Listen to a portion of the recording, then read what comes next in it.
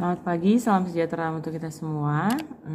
Pada kali ini di kelas 12 di semester yang pertama kita masuk pada bab yang pertama, yaitu pertumbuhan dan perkembangan makhluk hidup. Tentunya untuk buku pegangan yang kita gunakan, kamu bisa gunakan ini ya. Bisa gunakan ini ataupun dengan buku-buku dari penerbit yang berbeda.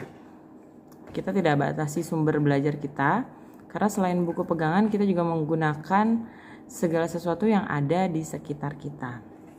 Seperti yang diinformasikan bahwa LKS yang kita gunakan adalah seperti ini. Mungkin semua sudah punya ya. Nah, di bab pertama pada pelajaran biologi kali ini kita akan membahas tentang pertumbuhan perkembangan makhluk hidup. Sebelumnya kita lihat terlebih dahulu untuk peta konsepnya. Silakan kita melihat peta konsep pertumbuhan dan perkembangan makhluk hidup. Kita harus mengetahui konsep pertumbuhan dan perkembangan itu sendiri. Lalu kita harus mengetahui faktor-faktor yang mempengaruhi pertumbuhan dan perkembangan. Dan kita mengetahui tahap-tahapan pertumbuhan dan perkembangan. Serta kita bisa merencanakan untuk melaksanakan satu praktikum sederhana di mana kita bisa mengamati proses pertumbuhan dan perkembangan. Dan pada akhirnya kita bisa mengkomunikasikan hasil dari percobaan kita tersebut. Untuk selanjutnya yang akan kita bahas adalah di mana pertumbuhan perkembangan ini kita bahas pada hewan dan juga pada tumbuhan. Kamu bisa melihat pada gambar yang tampil ya. Di situ terlihat dari bayi, kemudian anak-anak, remaja, pemuda, orang tua, sampai akhirnya lansia. Nah, itu pada manusia. Sementara pada gambar yang kedua, kamu bisa lihat pertumbuhan dari telur ayam, kemudian pecah menjadi anak ayam, dan juga menjadi ayam.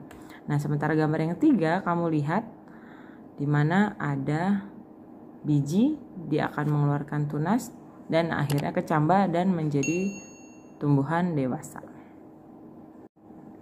Nah, pada pertemuan kali ini pembahasan kita tadi seperti yang disebutkan adalah pertumbuhan dan perkembangan makhluk hidup.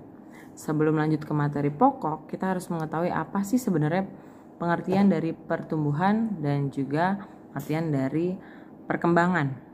Ya, kita harus mengetahui terlebih dahulu pengertiannya. Sebelumnya pasti kita sepakat setiap makhluk hidup, baik manusia, hewan, dan tumbuhan pasti mengalami namanya tumbuh dan berkembang. Karena ini merupakan salah satu ciri dari makhluk hidup. Ya, seperti kita ketahui, ciri makhluk hidup itu ada sintesis, nutrisi, adaptasi, respirasi, pertumbuhan perkembangan, ekskresi, transportasi, iritabilitas, regulasi, dan juga reproduksi. Nah, di antara ciri makhluk hidup yang sudah saya sebutkan tersebut, salah satunya adalah pertumbuhan dan perkembangan. Setiap makhluk hidup tumbuh dan berkembang, walaupun pada prosesnya kita akan melihat ada beberapa makhluk hidup yang mengalami kendala dalam pertumbuhan dan perkembangan. Tapi kembali yang kita bahas kali ini adalah secara umumnya. Nah, sebelum kita melanjutkan pada materi, pertumbuhan adalah penambahan sel-sel dan juga bobot tubuh yang bersifat irreversible. Dan sementara perkembangan adalah pertumbuhan yang disertai dengan organogenesis dan diferensiasi struktur serta fungsi.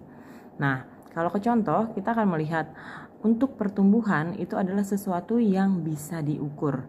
Sementara perkembangan itu sesuatu yang sifatnya tidak bisa diukur. Untuk contoh, pertumbuhan kita bisa mengetahui ketika bayi baru lahir, dia memiliki panjang badan misalkan 52 cm. Nah, ketika dia sudah berusia 9 tahun, dia berukuran sudah ada di 126 cm. Seperti itu, berarti dia mengalami pertumbuhan. Segala sesuatu yang bisa diukur dan ada satuan di dalamnya, yaitu sentimeter. Sementara perkembangan, kita ambil contoh. Pada saat bayi bayi belum bisa berjalan. Ketika dia sudah berusia 2 tahun, bayi sudah bisa berjalan. Nah, berjalan ini sesuatu yang tidak bisa diukur, sehingga ini masuk dalam perkembangan. Nah, bagaimana pada tumbuhan? Pada tumbuhan, untuk pertumbuhan kita kasih contoh misalkan adalah lebarnya daun. Lebar daun misalkan pada saat tumbuhan tersebut masih kecil, dia hanya ada 2 cm. Sementara beberapa saat kemudian dia akan berada di 3 atau 4 cm. Nah, sementara untuk perkembangannya, kita akan melihat di mana tumbuhan tersebut sudah menghasilkan bunga untuk dapat bereproduksi pada saat usia tanaman tersebut sudah bisa menghasilkan bunga. Nah, dari sini kita bisa melihat bahwa proses pertumbuhan dan perkembangan berjalan dengan bersamaan. Tapi kembali kepada perbedaan bahwa bisa atau tidaknya sesuatu dinyatakan dengan ukuran, itulah salah satu membedakan antara pertumbuhan dan perkembangan. Nah, selanjutnya silakan kamu membuatkan contoh untuk pertumbuhan dan perkembangan pada manusia, hewan, dan juga tumbuhan. Masing-masing tolong dicarikan 2 contoh saja.